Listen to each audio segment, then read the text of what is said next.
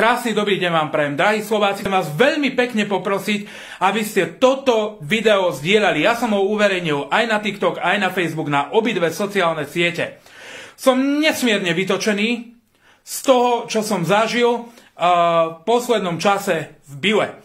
Na lahvodkách som si kúpil dve veci. Najprv to boli špekačky, ktoré tu môžete vidieť na obrázku. Takéto krásne biele, čo tam vidíte, to sa vytvorilo po jednom dni od kúpy tých špekačiek na lahvodkách. Pritom už prvý deň, keď sa upiekli, chutili odporne. To vám môžem garantovať. Včera som si kúpil vysočinu salámu. Vysočinu som mal celkom rád, bola to niekedy veľmi dobrá saláma. Tá vysočina chutila odporne, bolo to hnusné, ako keby skazené, pokazené mäso, ešte aj zle dochutená.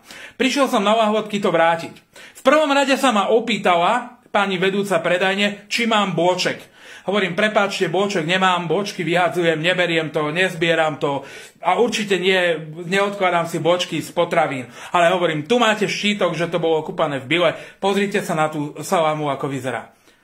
A ona mi povie, že tá saláma je úplne v poriadku, to je všetko v poriadku, to nesmrdí. U nás bola včera kontrola, donesiem vám sem vedúcu lahvodok, doniesla aj tú salámu originál, že pozrite sa, vyzerá úplne rovnako, len vy ste to trochu niesli v teple, takže to máte trošku také masnejšie, ale že to bude určite výborné. Hovorím, keď to je výborné podľa vás, tak to ochutnajte.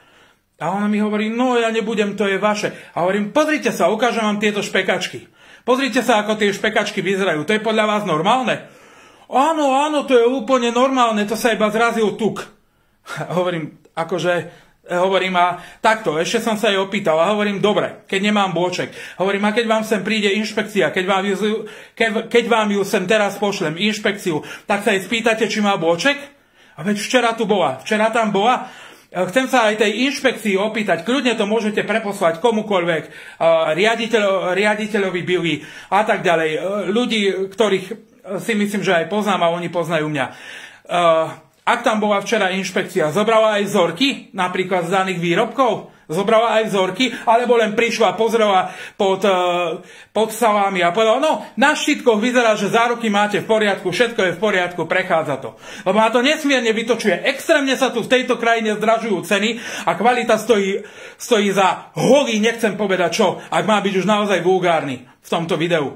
Je to hrozné, aby sme my jedli humus, ktorý by som v živote nedal do úst a nedal by som to ani zvieratám, ani bezdomovcovi na ulici.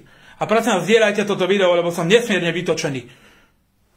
Krásny deň vám prajem všetkým.